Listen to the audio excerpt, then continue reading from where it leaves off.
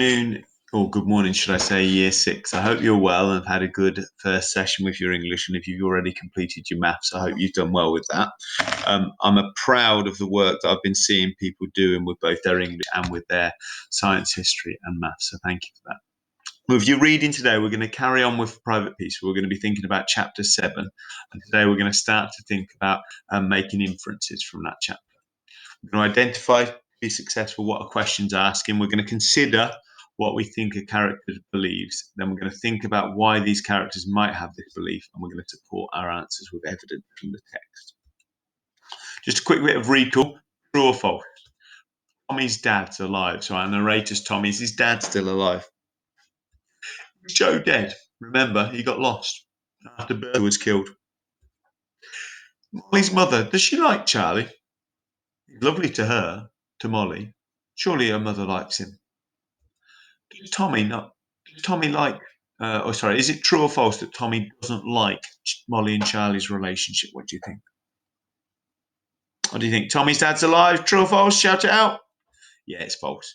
Tommy's dad is dead. Remember, one of the first things we experienced within the story was Joe talking about the death. Was Joe having a funeral for his mouse, which was then linked to the story of how Tommy and Charlie and Joe's dad died. Joe's dead? No, it's not true. Joe was hiding, wasn't he, up in the belfry? But he wasn't dead. People were worried. That's why everybody went to look for him. Molly's mother likes Charlie. She comes round and tells him what for. She's very unhappy when she finds the letters, isn't she? So that's false. I find one. Tommy doesn't like Molly and Charlie's relationship. That's true. He's really unhappy, isn't he? Why is he unhappy? Yeah, he's in love with her, isn't he? He's in love with he's in love with Molly, and he doesn't like the fact that Charlie and Molly have now got a special bond that he hasn't got with either of them. Okay, guys, well done for remembering those over those few days you've been away from school. We're going to think today about the first chapter that we're reading. So I've unfortunately highlighted this slightly wrong, but I wanted to highlight the name of the chapter again, because if you remember, there's a ticking, isn't there? There's a ticking. 28 minutes past 1. The chapter title, there's a tick into this. Something's about to happen. Now, this chapter is the one where we really understand where our narrator is now. So we'll read that first paragraph, or that first section before the butterflies. And if you notice, it's getting longer now. The current time where he's writing seems to be more important now than the historical time. I was once told in Sunday school that a church tower. Sorry, guys, I'll just try and highlight this bit. So that's the title. So it's about time, isn't it? Time's going. And then we can see he's in France. I was once told in Sunday school that a church tower reaches up skywards because it is a promise of heaven. Church towers are different in France. It was the first thing I noticed when I came here. So now we know he's in France. Now we know why he might be in France if we link it to our history knowledge. I changed my world of home from my world of war. In comparison, the church towers at home seem almost squat, hiding themselves away in the folds of the fields. Here there are no folds in the fields, only wide open plains, scarcely a hill in sight. And instead of church towers, they have spires that thrust themselves skywards like a child putting his hand up in class, longing to be noticed. But God, if there is one, notices nothing here. He's long since abandoned this place and all of us who live in it. There are not many steeples left now. Obviously, the aerial bombardment, if we link it to our other work, the aerial bombardment affecting people. There are not many steeples left now. I've seen that the one in Albert hanging down like a broken promise. So that it's a route to heaven, but it's hanging down, so you can't get there. So it's a broken promise. Now I come to think of it, it was a broken promise that brought me here to France, and now to this barn. The mouse is back again. That's good. All about animals, isn't it? He likes animals.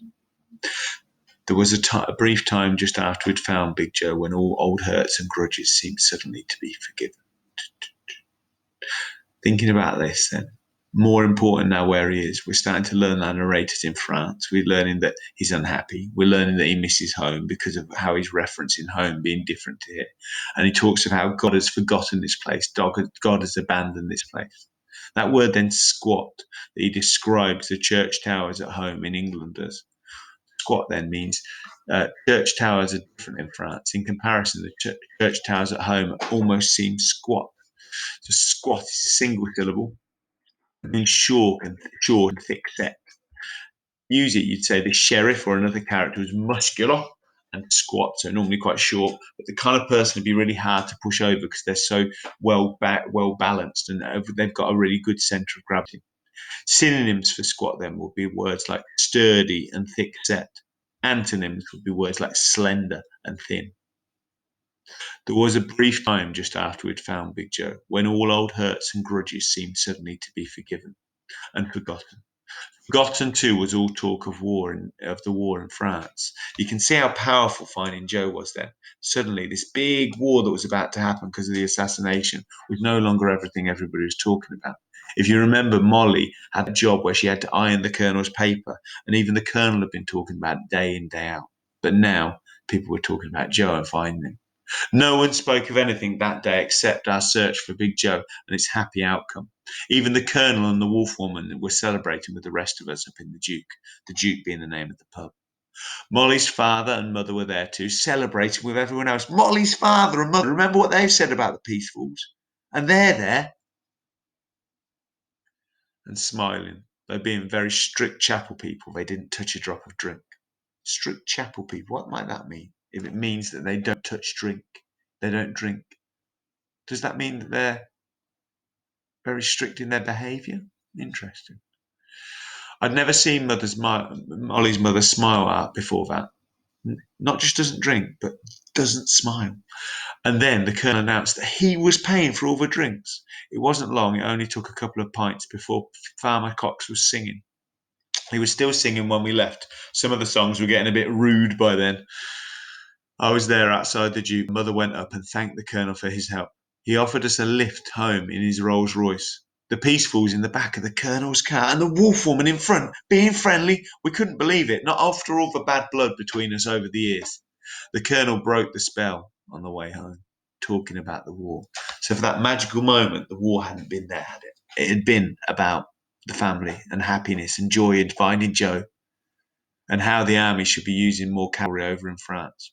Horses and guns, he said, in that order. That's how we beat the Boers in South Africa, which was a war about 15 years before World War One. Now, using your history knowledge, does the Colonel sound smart here? Will horses and guns win this war if people have now got this advanced artillery that allows them to shoot from far? Machine guns, rifles that can shoot from 1,400 meters, planes that can drop bombs and bombard people. Horses and guns, he said, in that order. That's how we beat the Boers in South Africa. That's what they should be doing. If I were younger, I'd get it myself. They'll soon be needing every horse they can find, Mrs. Peaceful, and every man too. It's not going at all well out there. Ooh. Who might that be an issue for then? Which young men might be called upon?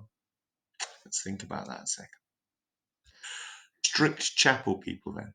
So Molly's parents are strict chapel people. What might that mean? What might that mean about their life? Where else might we think of people who are abstaining from taking part in things and not drinking? Mother thanked the Colonel again as he helped us out of the car outside our gate. The Colonel touched his hat and smiled. Don't you go running off again, young man, he said to Big Joe. You gave us all a terrible fright. And even the Wolf Woman waved at us almost cheerily as they drove off. That night, Big Joe began coughing. He'd caught a chill and it had gone to his lungs. He was in bed with a fever for weeks afterwards, and Mother hardly left his side. She was so worried.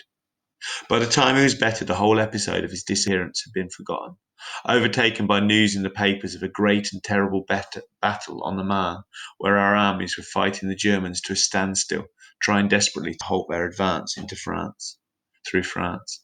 So this standstill idea, if you remember the Battle of the Somme, where they didn't really move, even though more than 1 million people died. So they were there for all this time, shooting, throwing things at each other, bombarding each other with shells.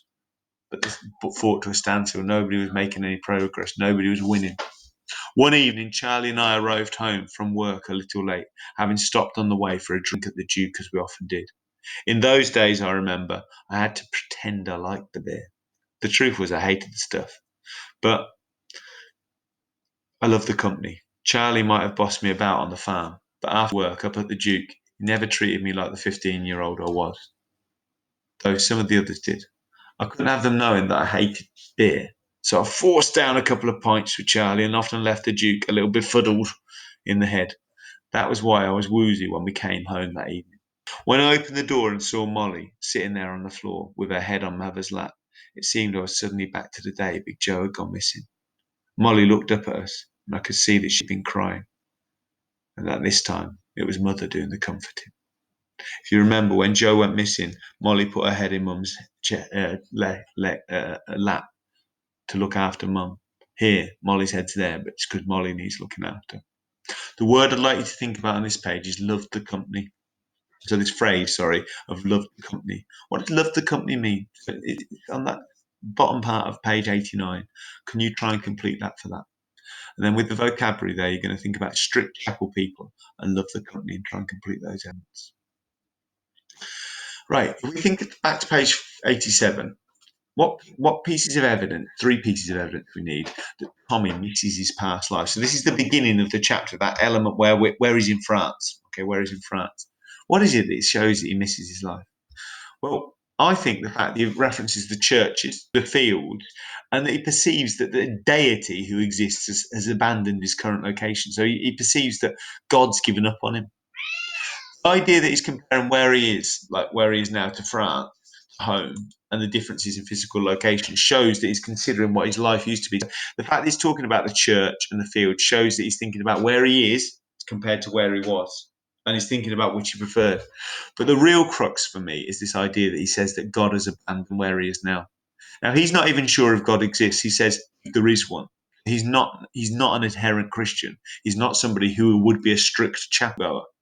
He says is that he has long God. If there is God, he has long since abandoned this place, which shows he thinks. So this shows for me that Tommy thinks that the new place he's in France has been uncared for. Nobody looks after it. Nobody cares for it. So it's quite a detailed answer, but that's the kind of answer I'd like you to be providing for your reading. 2 or 3 sentences to really delve down into the facts of the matter. 3 pieces of evidence on page 88 that Joe was widely popular. What is it that shows how people are celebrating that Joe was widely popular? You can't just say just because the Colonel smiled. There's other characters there, and the way they were acting shows how Joe was popular. Now, you're all historians. You've been studying World War One. You know about the advances in warfare that were made. So based on that, how does Michael Morpurgo, our author, show that the Colonel is out of touch? What is it that the author's done to show that the Colonel doesn't know what he's talking about when he describes what's going on in the Man and other places in the war? Final question then, thinking about Tommy as a person.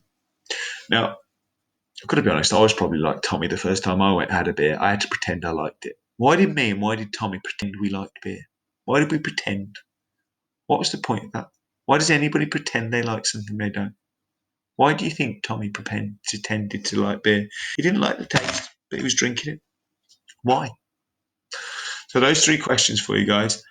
And as I say with the second one, your historical knowledge will help you with your inference. You'll know why the Colonel was wrong. You'll know why Michael Morpurgo's referenced it. And that'll be really useful to you in your answers. I've given you the first answer, the one that we did on the previous page, and that should help you see the level of detail that we try and get in our own answers.